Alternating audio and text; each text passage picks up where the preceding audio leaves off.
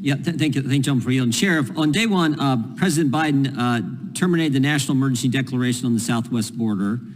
Number two, on day one, he halted construction of the border wall. Number three, on day one, he revoked President Trump's immigration enforcement priorities. Number four, on day one, he paused deportations. And number five, he moved to terminate the asylum cooperative agreements with Northern Triangle countries. And number six, he suspended enrollments in the Remain in Mexico program.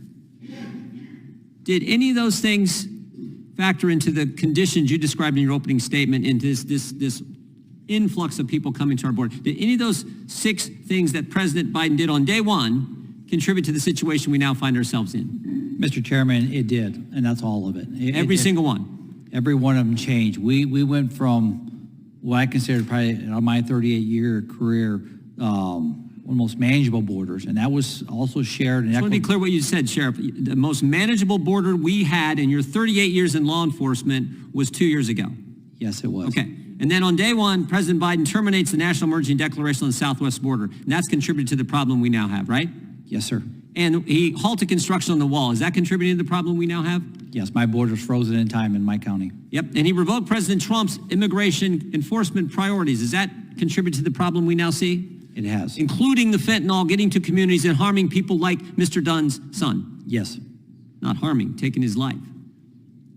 He paused deportations. Is that hurting? This is what Mr. Roy was just talking about. It's all a collective message that the border is open. Terminated the asylum cooperative agreements and suspended enrollments in the Remain in Mexico program. That's contributing to the situation we now have. Yes. All right, so this idea that if we just give more agents, build more wall, put in the roads, more drones, more border security, which I'm all for, that's going to solve. That is not going to solve it until you go back to these policies. Is that right?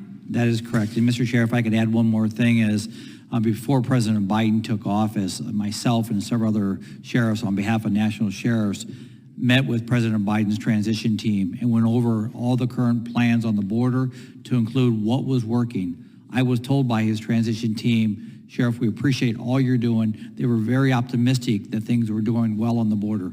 The day he took over, that all changed. Now, that's important. What you just said, and I know I'm over time and I'm going to go to the gentleman from Colorado, but what you just said is important because you basically told the Biden administration, do this and we will have a secure border, the most secure in your 38 years of experience in law enforcement. And they said basically, thanks, but no thanks. Is that right? They actually were very complimentary. I was shocked on day one. Even worse. Yes, I was shocked. They were thank you, Sheriff, for everything you're doing. Day one, when I saw that, I was disappointed and shocked. Yeah. Now you have the gentleman from Colorado, Mr.